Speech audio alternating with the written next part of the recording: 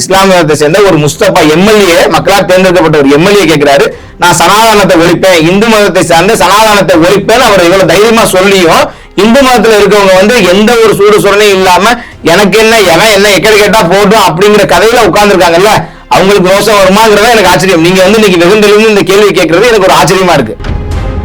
அங்கே வந்து சன்னியோ ஷியா அப்படிலாம் எந்த பிரிவினையும் கிடையாது, நாங்க எல்லா மசூதிகளுக்கும் நாங்க நுழைஞ்சிருவோம், பெண்களும் நாங்க மசூதியில் நுழைவோம், எங்க மதத்துல எந்த விதமான வேறுபாடும் கிடையாது, வேற்றத்தாழ்வு கிடையாது அப்படின்னு பேசி, இல்ல அப்படி ஏற்றத்தாழ்வுன்னா அந்த மதத்தை நான் அழிச்சிருவேன் அப்படின்னு முஸ்தபா பேசிடுவாரா? இல்ல பேசினா இஸ்லாம மக்கள் தான் அவங்களை விட்டுருவாங்களா? பிரபு வந்து ஜெயிச்சாருன்னா வந்து பிரபு வந்து தனிப்பட்ட செல்வாக்குல ஜெயிச்சிட்டார், அங்க யாரு வந்து அவர் வேலை செஞ்சு கொடுத்ததுன்னா காங்கிரஸ் கட்சி தான் வேலை செஞ்சு கொடுத்தாரு. எல்லாருக்கும் தெரியும், தேவகோட்டை காரைக்குடி பகுதியை சேர்ந்த அனைவருக்கும் தெரியும், பிரபு ஜெயிக்கிறதுக்கு அங்க வேலை செஞ்சு கொடுத்ததே பார்த்தா காங்கிரஸ் கட்சிக்கு சேர்ந்தவங்க தான். அங்க உண்மையிலேயே அதை எதிர்த்து வேலை செஞ்சவங்க தான் கார்த்திக் சிதம்பரமும் ப. சிதம்பரம் தவிர மற்ற அந்த பகுதியை சேர்ந்த காங்கிரஸ் தொண்டர்கள் அனைவரும் பிரபுக்காக வேலை செஞ்சாங்க. ஏன்னா பணம் அந்த அளவுக்கு போயிருக்கு, பணப்பட்டுவாரம் நடந்திருக்கு. அவர் மனசாட்சி தொட்டு அவங்க அப்பாவையோ இல்ல வந்து பிரபு அமைச்சர் பிரபுயோ அவன் மனசாட்சி தொட்டு நெஞ்சில கையை வச்சு சொல்ல சொல்லுங்க, ஓட்டுக்கு பணம் கொடுக்கலன்னு பிரபு சொல்ல சொல்லுங்க. எனக்கு நிச்சயமா தெரியும் சார், எந்த பகுதியில எந்த சமுதாயத்துக்கு நீங்க எவ்வளவு பணம் கொடுத்தீங்கன்னு எனக்கு தெரியும். ஏன் பொய்யா மறைக்கிறீங்கன்னு நான் கேட்கிறேன். 1 லட்சம் வாக்குகளுக்கு நீங்க பணம் கொடுத்திருக்கீங்க, அதை மறைச்சிட்டு நீங்க பேசுறீங்க. போற போக்குல அவர் மேல சேற்ற சார், நான் சேற்ற வரல பேசல சார். டிஎம்கே பணம் கொடுத்துச்சு, ஏடிஎம்கே பணம் கொடுத்துச்சு, நீ மாற்று அரசியல் தானே நீங்க பேசுனீங்க, மாற்று அரசியல் பேசுறீங்க. அப்ப நான் வந்து இந்த மாற்றத்தை விரும்புறேன், பணம் கொடுக்க மாட்டேன் நீங்க பண்ண வேண்டியதானே? நீ பணம் கொடுத்தீங்களா இல்லையா? அதான் கேள்வி. அது ஏன் அதை ஒத்துக்கிறதுக்கு போல ஏதோ வந்து நாங்க ஏதோ கொலை குற்றம் ஏதோ தீவிரவாதமா சொன்ன மாதிரி ஏதோ பிஹேவ் பண்றீங்க.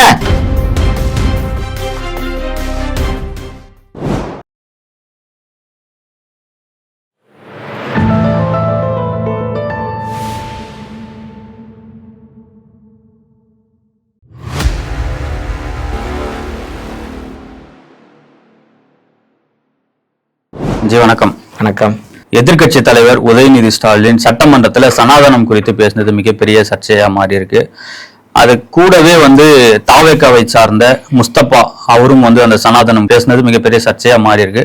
ஆனா முஸ்தபா பக்கம் யாரும் பெருசா பேசின மாதிரி தெரியல. அவரும் இந்து மதத்தை பத்தி பேசியிருக்காரு இல்ல விக்னேஷ் பிரதர், எனக்கு வந்து ரொம்ப ஆச்சரியமா இருக்கு. அதாவது இந்து மதத்தை பத்தி பேசினா உங்களுக்கு எல்லாம் கோவம் வருமா, இந்துக்களுக்கு கோவம் வருமாங்கிறது எனக்கு ஒரு ஆச்சரியமா இருக்கு. ஏன்னா இந்துக்களுக்கு எல்லாம் ரோசா இருக்கா, இந்துக்கள் எல்லாம் வந்து நம்ம மதத்தை பத்தி கேவலமா பேசினா கேள்வி கேட்பாங்களா, எதிர்கேள்வி கேட்பாங்கிறது எனக்கு இன்னைக்கு தான் தெரியுது.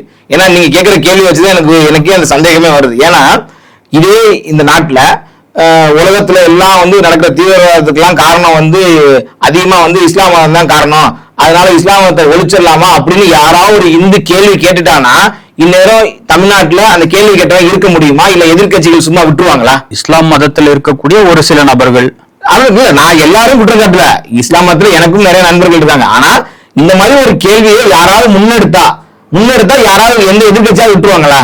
இல்ல எந்த இஸ்லாமிய மக்களால் விட்டுருவாங்களா? சொல்லுங்க, யாரும் எதுவும் கேட்க மாட்டாங்க. ஆனா இதே கேள்விய ஒரு இந்து மதத்தை நோக்கி ஒரு இஸ்லாமியர் கேட்கிறாரு, இஸ்லாமிய மதத்தை சேர்ந்த ஒரு முஸ்தபா எம்எல்ஏ, மக்களால் தேர்ந்தெடுக்கப்பட்ட ஒரு எம்எல்ஏ கேட்கிறாரு, நான் சனாதனத்தை ஒழிப்பேன், இந்து மதத்தை சார்ந்த சனாதனத்தை ஒழிப்பேன் அவர் இவ்வளவு தைரியமா சொல்லியும் இந்து மதத்துல இருக்கவங்க வந்து எந்த ஒரு சூடு சுரணையும் இல்லாம எனக்கு என்ன எவன் என்ன எக்கடி கேட்டா போட்டும் அப்படிங்கிற கதையில உட்கார்ந்து இருக்காங்கல்ல, அவங்களுக்கு ரோசம் வருமாங்கிறதா எனக்கு ஆச்சரியம். நீங்க வந்து இன்னைக்கு வெகுண்டெழுந்து இந்த கேள்வி கேட்கறது எனக்கு ஒரு ஆச்சரியமா இருக்கு. அந்த ஏதாவது இந்த மதம்ங்கிறது வந்து நீ மதத்தை தூக்கி பிடிக்க வேண்டிய தேவை கிடையாது. ஆனா அட்லீஸ்ட் அந்த மதத்தை ஒருத்தர் அவமானப்படுத்தும் போதாவது கேள்வியாவது கேட்கணும்ல குறைஞ்சபட்சம். அப்போ அதனாலதானே எதிர்த்தரப்புல இருக்கவங்க மேல கொஞ்சம் பயமா வரும், ஆகா இந்த மதத்தை வந்து நம்ம அசிங்கப்படுத்தினா கேள்வி கேட்பாங்க, போராட்டம் நடத்துவாங்க அப்படின்னு அந்த உணர்வு கூட இன்னைக்கு அடிப்படையில இல்லாம இருக்கிறத நினைக்கிறது நமக்கு ரொம்ப வருத்தமா இருக்கு. இல்ல கடந்த ஆட்சி காலத்துல உதயநிதி அவர்கள் இதே ஸ்டேட்மெண்ட்டை தான் சொன்னாரு.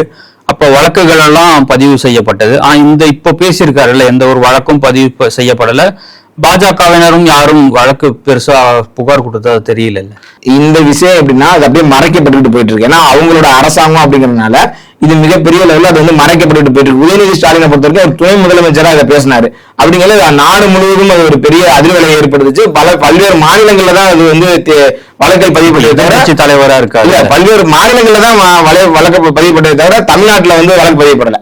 ஆனா இப்ப பேசியிருக்காரு பாத்தீங்கன்னா தமிழ்நாட்டுல இருக்கக்கூடிய ஒரு எம்எல்ஏ தான் அவர், முஸ்தபாங்கிற ஒரு எம்எல்ஏ. அவர் தனிக்கும் அவர் ஒரு சிறுபான்மை மதத்தை சேர்ந்தவர். வேற்று மதத்தை சேர்ந்த ஒருவர் அவர் இன்னொரு மதத்தை பார்த்து இல்லாத பேசுறது அப்படிங்கிறது முதல்ல அசிங்கமான ஒரு விஷயம். ஏன்னா நான் வந்து ஒரு இஸ்லாம் மதத்தையோ ஒரு கிறிஸ்தவ மதத்தை பார்த்து தப்பா பேசுறது தவறான விஷயம். ஏன்னா எனக்கு அது தேவையில்லை. அந்த மதத்துல வந்து அந்த மதத்தை கொச்சைப்படுத்தியோ இல்ல அந்த மதத்தை சிறுமைப்படுத்தியோ பேச வேண்டிய அவசியம் எனக்கு கிடையாது. ஏன்னா அந்த மதத்துல இருக்கவங்க அதை பார்த்துக்குவாங்க, அதை சீர்படுத்த வேண்டிய வேலை அவங்களோடது. இன்னொரு மதத்தை பத்தி இன்னொரு மதத்தை சார்ந்தவர்கள் வந்து கருத்து தெரிவிக்கிறதுங்கிறது எனக்கு தெரிஞ்சு தேவையில்லாத வேலை. கண்டிப்பாக அவர் மீது இன்னைக்கு வந்து நம்ம போய் காவல் நிலையங்கள் அவங்க கொள்கை என்னன்னாக்க எல்லா மதத்துக்குமான ஆட்சியை தான் தாவேகா நடத்தும்ன்றத உறுதியா சொல்றாங்கல்ல. அப்படி இருக்கும்போது இதெல்லாம் பேசத்தானே செய்வாங்க. நான் அதே தான் சார் கேட்கிறேன். அதே முஸ்தபா இஸ்லாம் மதத்துல இருக்க முஸ்தபா இஸ்லாமிய மக்களை நோக்கி இஸ்லாம் மதத்தை ஒழிப்பேன் அப்படின்னு அவர் சொல்லிடுவாரான்னு கேட்கிறேன். இப்ப வந்து அவர் சனாதனத்தை ஒழிப்புங்கிறார்ல, சனாதனங்கிறது எங்களை பொறுத்த வரைக்கும் அழிவு இல்லாதது, என்னைக்குமே நிலைத்திருக்கக்கூடியது, ஒரு இந்து தர்மம் சொல்றோம், அதை ஒழிச்சிருவேன்னு ஒரு இஸ்லாம் மதத்தை சேர்ந்தவர் சொல்றாரு. அதே முஸ்தபா அவருக்கே அந்த கேள்வியை திரும்ப கேட்கும். அவர் வந்து இஸ்லாம் மதத்தை நோக்கி என்னுடைய மதம் வந்து ஒழிக்கப்பட வேண்டிய மதம், என்னோட மதத்தில் இருக்கக்கூடிய ஏற்றத்தாழ்வுகள் நான் ஒழிக்கிறேன், அங்கே வந்து சன்னியோ ஷியா அப்படின்னா எந்த பிரிவினையும் கிடையாது, நாங்க எல்லா மசூதிகளுக்கும் நாங்க நுழைஞ்சிருவோம், பெண்களும் நாங்க மசூதி நுழைவோம், எங்க மதத்துல எந்த விதமான வேறுபாடும் கிடையாது, வேற்றத்தாழ்வு கிடையாது அப்படின்னு பேசி, இல்ல அப்படி ஏற்றத்தாழ்வுன்னா அந்த மதத்தை நான் அழிச்சிருவேன் அப்படின்னு முஸ்தபா பேசிடுவாரா? இல்ல பேசினா இஸ்லாம மக்கள் தான் அவங்களை விட்டுருவாங்களா? இது என்ன கேள்வி? அப்ப இந்து மதத்தை பார்த்து யாரு வேணாலும் எந்த கேள்வி வேணாலும் கேட்பாங்க. ஆனா இந்து மக்கள் வந்து அமைதியா இருந்துட்டு போனோம். அந்த இந்து மதத்தை பாதுகாக்கிறதுக்காக போராடிட்டு இருக்க எங்களை மாதிரி பாரதிய ஜனதா சொந்தங்களா இருக்கட்டும் இல்ல இந்து முன்னணி சொந்தங்களா இருக்கட்டும் அவங்கள எதிர்த்து எந்த கேள்வியும் கேட்க கூடாது. அப்படித்தானே? நீங்க சொல்ற பதிலும் என்ன புரிஞ்சுக்கிறேன்னாக்க திமுகவும் தாவேகாவும் ஒரே கொள்கையில தான் பயணிக்கிறேன் சார். இதுல என்ன மாற்றுறது? ஒரு வித்தியாசத்தை காட்டுங்க. திமுகவுக்கும் டிவிகேக்கும் ஒரு வித்தியாசத்தை காட்டுங்க. அதே கொள்கை தலைவரும் சொல்லி பெரியார் எடுத்துக்கிறாங்க. அதே வந்து கொள்கை தான். அந்த கொள்கையில வந்து இவரும் பிறப்புக்கும் எல்லா உயிருக்கும் சொல்றாங்க, அவரும் பிறப்புக்கும் எல்லா உயிருக்கும் சொல்றாங்க. அந்த பிறப்புக்கும் எல்லா உயிருக்கும் அடுத்த வரை என்னன்னு கேட்டா அவங்களுக்கு தெரியாது. எல்லாம் என்ன மாற்று இருக்குன்னு சொல்றீங்க? அதே தலைவர்கள், அதே கொள்கை தலைவர்கள், இதுல வந்து என்ன மாற்று? இல்ல எம்எல்ஏவா பதவி ஏற்றுட்ட உடனே எல்லாம் போய் கள ஆய்வு பண்றாங்க. உதாரணத்துக்கு காரைக்குடியில சேர்ந்தீங்கன்னா பாத்தீங்கன்னாக்க அமைச்சர் பிரபு நேரடியா போயிட்டு பப்ளிக் டாய்லெட்ஸ் எல்லாம் வந்து இன்வெஸ்டிகேட் பாக்குறாரு இல்லையா, அதாவது ஆய்வு செய்யறாரு. நீங்க பிரபுன்னு சொன்னா எனக்கு ஒரு விஷயம் ஞாபகம் வருது. பிரபுவை பொறுத்த வரைக்கும் அவர் காரைக்குடியை சார்ந்தவர். ஆனா அவரோட பிஹேவியர் பாத்தீங்க அப்படின்னா என்னமோ நேற்றுதான் அமெரிக்கால இருந்து அப்படியே பிளைட்ல வந்து நேரடியா காரைக்குடில வந்து இறங்கின மாதிரியும், காரைக்குடில வந்து இப்பதான் கள ஆய்வு பண்ற மாதிரியும், காரைக்குடி பஸ் ஸ்டாண்ட்ல இருக்க பாத்ரூம்ல உள்ள போயிட்டு மூக்க பிடிச்ச மாதிரி ஒரு போட்டோ போட்டு இன்னைக்கு பெருசா வைரல் பண்ணிட்டு இருக்காரு. அவர் ரீல்ஸ் பிரபு, அவர் டாக்டர் பிரபு கிடையாது, அவர் ரீல்ஸ் பிரபு. ஏன்னா அவரோட ஹாஸ்பிட்டல்ல இருந்து ஒரு 100 மீட்டர் கூட இருக்காது சார் காரைக்குடி பஸ் ஸ்டாண்டு. ஏன் இது வரைக்கும் அவர் காரைக்குடி பஸ் ஸ்டாண்டுக்கு போனதே கிடையாதா? ஏன் அவங்க அம்மா அந்த காரைக்குடி பகுதியில ஒரு மாவட்ட கவுன்சிலரா இருந்திருக்காங்க, காங்கிரஸ் கட்சியில இருந்திருக்காங்க. அவங்க அப்பா காங்கிரஸ் கட்சியை சேர்ந்தவங்க. காங்கிரஸ் தான் கிட்டத்தட்ட இந்திய தமிழ்நாட்டையும் சரி இந்தியாவிலும் சரி பல வருடங்கள் ஆண்ட கட்சி. ஏன் அவங்களுக்கு அப்பெல்லாம் தெரியாதா காரைக்குடி பஸ் ஸ்டாண்ட்ல இருக்க பாத்ரூம் வந்து நாத்தம் இருக்குன்னு தெரியாதா? என்னமோ பிரபு இது வரைக்கும் காரைக்குடி பஸ் ஸ்டாண்டுக்கு போனதே கிடையாதா? பஸ் ஸ்டாண்டுக்கு போகும்போது மூக்க பிடிச்சு போட. அப்ப இத்தனை வருஷமா இவ்வளவு நாட்கள் அங்க இருக்க மூக்க பிடிச்சா போயிட்டு இருக்காங்க. எதுக்கு இந்த உங்க பணம் காட்டுறதுக்கு நீங்க அரசியலுக்கு வந்திருக்கீங்க? அதை நான் வந்து மாற்று சேஞ்ச் பண்ணுங்க. ஓகே, ரீல்ஸ் எடுத்து போட்டு அதை ஒரு ஏதோ வந்து பணம் காட்டி இந்த சினிமா அரசியல் பண்ணதான் நீங்க பண்ணிட்டு இருக்கீங்க. இது காரைக்குடியை சேர்ந்தவர் ஏதோ வேற ஏதோ ஒரு தேவட்ட பகுதியை சேர்ந்தவர் கூட காரைக்குடியில் போயிருந்தா கூட பரவாயில்ல. அதே பகுதியை சேர்ந்தவர் அந்த பாத்ரூம்ல போய் பாக்குறது வந்து ஏதோ வித்தியாசமா இருக்கு, ஏதோ அமெரிக்கால பிறந்து வளர்ந்தவர் பண்ற மாதிரி நடவடிக்கையா இருக்கு எனக்கு. இல்ல ஒரு அமைச்சர் கலாய்வு பண்றாருனாக்க அதை புகைப்படங்களாவோ வீடியோக்களாவோ எடுத்து போறது வழக்கம் தான். இல்ல சார், நான் வந்து தப்புன்னு நான் சொல்லல, அதை வந்து கலாய்வு பண்றதை நான் தப்புன்னு சொல்லல. நான் என்ன கேக்குறேன்னா உங்களோட ஆபீஸ்ல இருந்து என்ன வித்தியாசம்னாக்க மற்ற தலைவர்கள்லாம் சாதாரண ஒரு மியூசிக்கை போடுவாங்க, இதுல வந்து ஒரு சினிமாட்டிக் மாதிரி ஒரு பேக்ரவுண்ட் மியூசிக்கை போடுறாங்க. இதுலதான வித்தியாசம் இருக்கு, வேற என்ன இருக்கு? அதான் சார் நான் என்ன சொன்னேன், நீங்க வந்து ஏதோ உங்களுக்கு தெரியாத ஒரு விஷயத்த நீங்க போய் பண்ணிட்டீங்க, மக்கள் குறை கேட்டுட்டு பண்ணிட்டேன்னு பரவாயில்ல. இந்த நிலவரம் காரைக்குடி பஸ் ஸ்டாண்ட்ல இருக்க நிலவரம் எல்லாருக்கும் தெரியும். காரைக்குடி பஸ் ஸ்டாண்ட் என்ன நிலைமையில இருக்கு.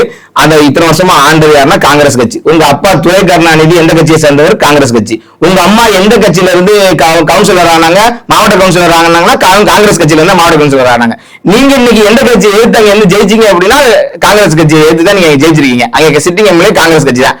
நீங்க உங்களுக்கு வேலை செஞ்சு கொடுத்தது யாருன்னு பாத்தீங்கன்னா அதே காங்கிரஸ் கட்சி தான். நீங்க பிரபு வந்து ஜெயிச்சாருன்னா வந்து பிரபு வந்து தனிப்பட்ட செல்வாக்குல ஜெயிச்சிட்டார். அங்க யாரு வந்து அவர் வேலை செஞ்சு கொடுத்ததுன்னா காங்கிரஸ் கட்சி தான் அங்க வேலை செஞ்சு கொடுத்தாரு. எல்லாருக்கும் தெரியும். தேவகோட்டை காரைக்குடி பகுதியை சேர்ந்த அனைவருக்கும் தெரியும். பிரபு ஜெயிக்கிறதுக்கு அங்க வேலை செஞ்சு கொடுத்ததே பார்த்தா காங்கிரஸ் கட்சிக்கு சேர்ந்தவங்க தான். அங்க உண்மையிலேயே அதை எதிர்த்து வேலை செஞ்சவங்க தான் கார்த்திக் சிதம்பரமும் ப. சிதம்பரம் தவிர மற்ற அந்த பகுதியை சேர்ந்த காங்கிரஸ் தொண்டர்கள் அனைவரும் பிரபுக்காக வேலை செஞ்சாங்க. ஏன்னா பணம் அந்த அளவுக்கு போயிருக்கு, பணப்பட்டுவாரம் நடந்திருக்கு. அவர் மனசாட்சி தொட்டு அவங்க அப்பாவையோ இல்ல வந்து பிரபு அமைச்சர் பிரபுவையோ அவன் மனசாட்சி தொட்டு நெஞ்சில கையை வச்சு சொல்ல சொல்லுங்க, ஓட்டுக்கு பணம் கொடுக்கலன்னு பிரபு சொல்ல சொல்லுங்க. எனக்கு நிச்சயமா தெரியும் சார், எந்த பகுதியில எந்த சமுதாயத்துக்கு நீங்க எவ்வளவு பணம் கொடுத்தீங்கன்னு எனக்கு தெரியும். ஏன் பொய்யா மறைக்கிறீங்கன்னு நான் கேக்குறேன். 1 லட்சம் வாக்குகளுக்கு நீங்க பணம் கொடுத்திருக்கீங்க, அதை மறைச்சிட்டு நீங்க பேசுறீங்க. போற போக்குல அவர் மேல சேற்ற சார், நான் சேற்ற வரல பேசல சார், சேற்ற வரல பேசல. நான் என்னமோ வந்து திமுக பணமே கொடுக்கல, அதிமுக பணமே கொடுக்கல, டிவிக்கு மட்டும் தான் பணம் கொடுத்துச்சு நான் சொல்லல. டிஎம்கே பணம் கொடுத்துச்சு, ஏடிஎம்கே பணம் கொடுத்துச்சு. நீ மாற்று அரசியல் தானே நீங்க பேசுனீங்க, மாற்று அரசியல் பேசுறீங்க. அப்ப நான் வந்து இந்த மாற்றத்தை விரும்புறேன், பணம் கொடுக்க மாட்டேன், நீ பண்ண வேண்டியதானே. நீ பணம் கொடுத்தீங்களா இல்லையா, அதே கேள்வி. அதை ஏன் அதை ஒத்துக்கிறதுக்கு போல ஏதோ வந்து நாங்க ஏதோ கொலை குற்றம் ஏதோ தீவிரவாதமா சொன்ன மாதிரி ஏதோ பிஹேவ் பண்றீங்க. நீ பணம் கொடுத்து உங்க நெஞ்சுக்கு தெரியும் சார், உங்க மனசாட்சிக்கு தெரியும் சார், அதையே நீங்க மறைக்கிறீங்கன்னு கேக்குறேன். உங்களோட பிஹேவியர் எப்படிலாம் இருக்குன்னா, நீங்க என்னமோ நேத்து தான் அமெரிக்கால பிறந்தவங்க, நேத்து தான் காருக்குள்ள வந்து இறங்கின மாதிரியும், நேத்து தான் வந்து காரைக்குடி பஸ் ஸ்டாண்டுக்குள்ள முதல்ல போன மாதிரியும், காரைக்குடி பஸ் ஸ்டாண்டுக்குள்ள பாத்ரூம்குள்ள போனா நானுங்கிறது இப்ப மூக்க பிடிச்சிட்டு போறதுங்கிறது நேத்து தான் உங்களுக்கு தெரியுங்கிற மாதிரி பிஹேவ் பண்றீங்கன்னு கேக்குறேன். இது காரைக்குள்ள தொகுதியில் இருக்க 3 லட்சம் மக்களுக்கும் தெரியும். அப்ப நீங்க இந்த மாதிரி எல்லாம் பண்றதுனாலதான் எங்களுக்கு தான் அதிர்ச்சியா இருக்கு. நீங்க உண்மையிலேயே வந்து ரீல்ஸ் பிரபுங்கிறது எனக்கு இதுதான் புரியுது. நீங்க வந்து மக்களுக்கு நல்லது பண்ணணும்னா நல்லது என்ன பண்ணணும், எங்கெல்லாம் என்ன பண்ணணும், ரோடு போடணும் ரோடு போட்டு கொடுங்க, நல்லது பண்ணணும்னா நல்லது பண்ணி கொடுங்க. அதை நீங்க வீடியோ எடுத்து போதும் தப்பு கிடையாது. ஆனா இதுக்கு முன்னாடி இப்பெல்லாம் இருந்ததே உங்களுக்கு தெரியாத மாதிரியும், அங்க தண்ணி குடிக்கிற டம்ளர்ல வந்து அழுக்கு இருக்குங்கிறது நேற்று வரைக்கும் உங்களுக்கு தெரியாதா? இதெல்லாம் பண்ணி கொடுக்குறீங்க. ஆட்சிக்கு வந்து 2 வாரம் கூட முழு சார், நான் உங்களை விமர்சனம் பண்ணல சார், நான் உங்களை விமர்சனம் பண்ணல. ஆனா நீங்க செஞ்ச தவறுகளை ஒத்துக்கிறதுக்கே உங்களுக்கு இது இல்லையே. வாக்குக்கு பணம் கொடுத்துட்டான்னு சொல்றதே உங்களால ஏத்துக்க முடியலையே. அப்ப உங்களோட மனநிலை எப்படி இருக்கு? அவங்க அப்பா வந்து வாக்குக்கு பணம் கொடுத்துட்டாருன்னு நான் ஒரு வீடியோ போடுறேன், அது கீழே வந்து போறாரு, உங்களுக்கு மனசாட்சி இருக்கான்னு. உங்களுக்கு மனசாட்சி இருக்கா சார்? துரை கருணாநிதி அவர்களே, உங்களுக்கு மனசாட்சி இருக்கா? நீங்க வாக்குக்கு பணம் கொடுத்ததுங்கிறது அந்த தொகுதி மக்களுக்கும் தெரியும். ஏன்னா உங்க பின்னாடி தெரியல அள்ளு செல்றது வேணா நீங்க என்ன வேணாலும் சொல்லிட்டு போலாம். உண்மை என்ன? உண்மை என்ன? பணம் கொடுத்தது உண்மை. அதை ஏன் உங்களுக்கு மறைக்குதுன்னு கேட்கிறேன். காரைக்குடி பாத்ரூம் இப்படி இருக்குங்கிறது உங்களுக்கு இதுக்கு முன்னாடி தெரியாதா? அதை ஏன் நீங்க மறைக்கிறீங்கன்னா கேள்வி. விஜயோடைய இந்த ஆட்சி எப்படி பாக்குறீங்க? அமைச்சரவையெல்லாம் கூட போட்டிருக்காரு, கிட்டத்தட்ட 10 பேர்னு நினைக்கிறேன், விஜயோட சேர்த்து 10 பேர் போட்டிருக்காங்க. எப்படி பாக்குறீங்க? அதாவது சார், புதுசா அரசாங்கத்தை அமைச்சரவையில போட்டிருக்காங்க, நம்ம வரவேற்கணும். ஆனா விஜய் வந்து ஏதோ ஒரு மாற்றத்தை உருவாக்குறாரு அப்படின்னா நம்ம அதை வரவேற்கலாம். ஆனா விஜயை பொறுத்த வரைக்கும் என்ன மாற்றத்தை இந்த 10 நாட்கள் என்ன மாற்றத்தை கொண்டுட்டு வந்துட்டாரு அப்படிங்கறது நீங்க பாத்தீங்க அப்படின்னா, நான் உட்கார்ந்து இருக்க நாற்காலியில இருக்க டவலை எடுத்துட்டாரு. அவர் சாப்பிட்டுன்னு சொல்லி ஒரு டேபிள் உட்கார மாதிரி சாப்பாடு கட்டிட்டு வந்து அந்த போட்டோ கூட ஏஐ தான் சார். அந்த ஏஐ போட்டோவை கூட இவங்க உண்மையா செஞ்ச மாதிரி அதுல கூட ஒரு சினிமா துறையில வச்சு அதை ஒரு சீட்டிங் வேலை தான் பாக்குறாங்க.